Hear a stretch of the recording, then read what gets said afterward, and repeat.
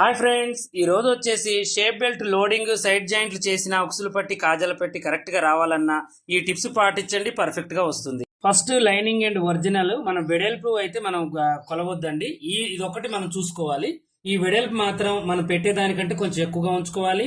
Lining double గా తీసుకోండి. ఇది సింగిల్ గా తీసుకున్నా పర్వాలేదు, ఇది కూడా డబల్ గా తీసుకున్నా పర్వాలేదు. రెండు సమానంగా పెట్టి ఒకసారి మనం ఏం చేయాలంటే ఇవి కరెక్ట్ గా ఇలా కట్ చేసేసుకోవాలి.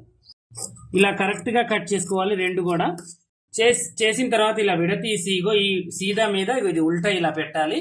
దీనిపైన లైనింగ్ పెట్టాలన్నమాట. ఇది ఏంటంటే రెండో ప్రాసెస్ అండి. చక్కగా ఇలా కుట్టుకోవాలి పాదం మందం ఖర్చు.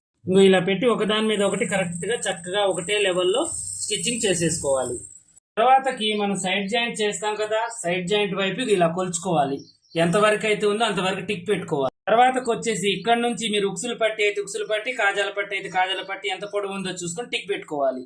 తర్వాతకి లైనింగ్ ఇలా ఒరిజినల్ ఇలా మలుచుకొని చక్కగా కుట్టు వేసుకోవాలి.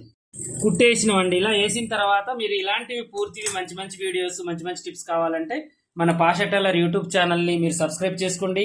అలాగే దీన్ని కూడా మీరు ఫాలో అవుతూ ఉండండి. చిన్న చిన్న టిప్స్ మీకు వస్తూ ఉంటాయి, పర్ఫెక్ట్ గా ఉంటాయి. చూడండి, ఈ లోడింగ్ డాట్స్ కూడా చెప్పాను నేను ఈ రోజు అదే వీడియో యూట్యూబ్ లో.